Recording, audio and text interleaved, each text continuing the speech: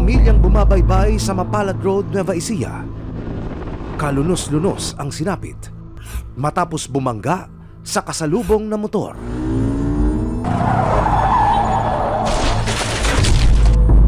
Nakakaawa yung mga bata.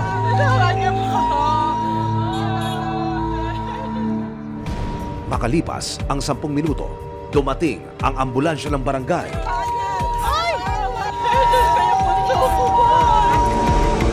Sa tindi ng salpukan, total wreck ang motorsiklo at yupi-yupi na ang unang bahagi ng tricycle. Agad na isinugod sa ospital ang 3 anak ni Myla na sina Bunjoy, KL at Mikmik at ang kanyang asawa. Nung tinakbo niyo sa ospital, nakakausap niyo pa ho ba yung mga anak ninyo? Sina Bunjoy at Mikmik? Hindi na po talaga, wala na po talaga silang malay. Kasi siguro niinda niya po yung sakit ng binti niya. So, sinasabi ko lang po sa kanya na, anak, huwag mong gumalaw. Malapit na tayo sa ospital. Pero habang nasa ospital, unti-unti nang nawalan ng pag-asa si Myla na mabubuhay pa ang kanyang 3 anak. Ngayon po, maraming tao, pag minsan-minsan, parang nakakalimot, nakakaano. Pero pagka naiisip ko na yung mga nangyari, hindi ko na naman maiwasan mag-isip. Habang lumilipas, basta hindi ko pa po talaga.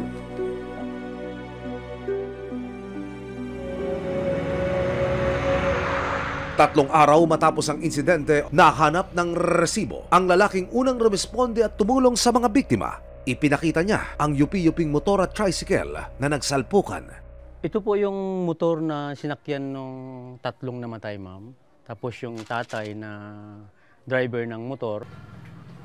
Ito yung motor nung sinabing kabanggaan nung tricycle. Nung nakita ko ito, halos buwal na buwal siya na ano talaga siya, ma'am. Makikita mo talaga siya na alam mo hindi mabubuhay yung tao sa sitwasyon niya ng motor.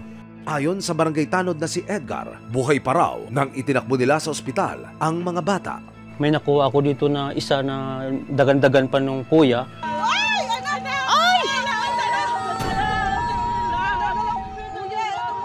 Dito mismo, kinuha ko mismo. Tapos dinala ko doon sa ambulance. Nakahiga na lang sila sa flooring ng ambulance dahil nga wala naman akong pumapasok sa ang nasa isip ko. May save lang sana yung mga bata.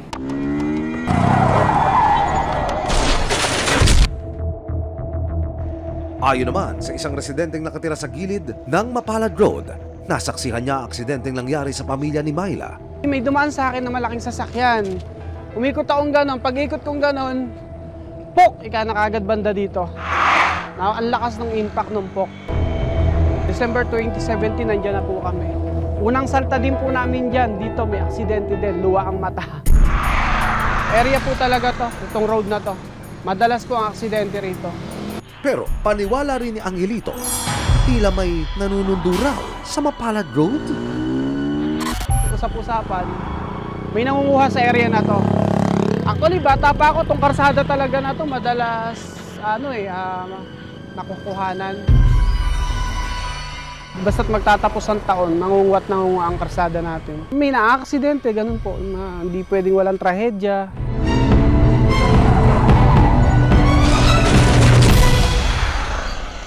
Nakakuha ko kami ng dokumento mula sa PNP Santa Rosa, Nueva Ecija, kung saan makikita ang papataas na kaso ng mga vehicular accident sa Mapalad Road. Noong 2023, 10 ang naitalang road accident sa lugar at hindi pa matatapos ang taong ito. 15 kaso na ang nangyaring aksidente sa parehong lugar. Para sa Santa Rosa Police, nakababahala na raw ang dalas ng aksidente sa Mapalad Road. Dahil po siguro to sa madilim po nito part na to, tapos pababa siya. Hindi siya makikita agad, ma'am, kung papunta ron o papunta rito. Medyo blind po kasi, ma'am, doon mataas, tapos pababa po dito.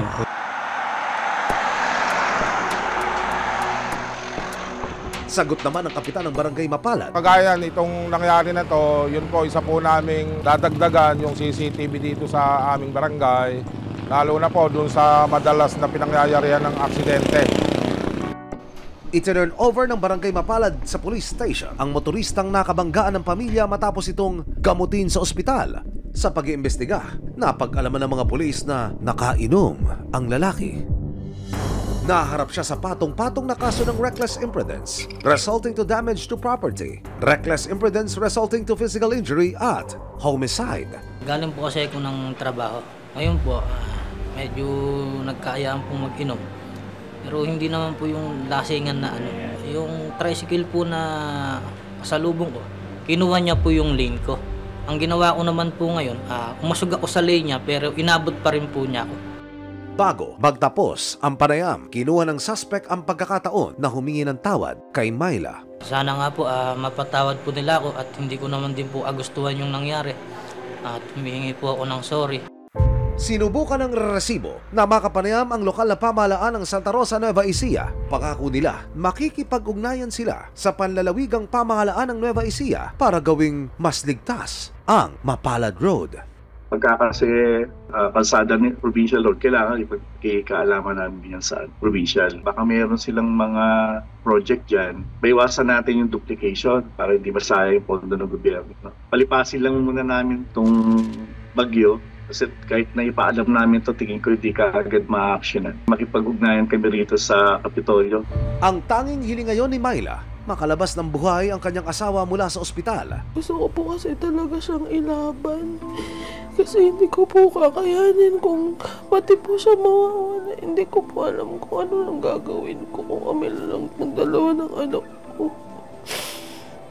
Nahuli man ang naging mitya ng trahedyang sinapit ng pamilya ni Myla, isa itong masaklap na paalala na walang pinipiling oras ang aksidente sa daan. Responsibilidad ng pamahalaan at maging ng mga motorista na pahalagahan ang kaligtasan ng bawat isa at siguraduhin makauuwi ang lahat ng ligtas at buhay sa kani-kanilang mga paroroonan.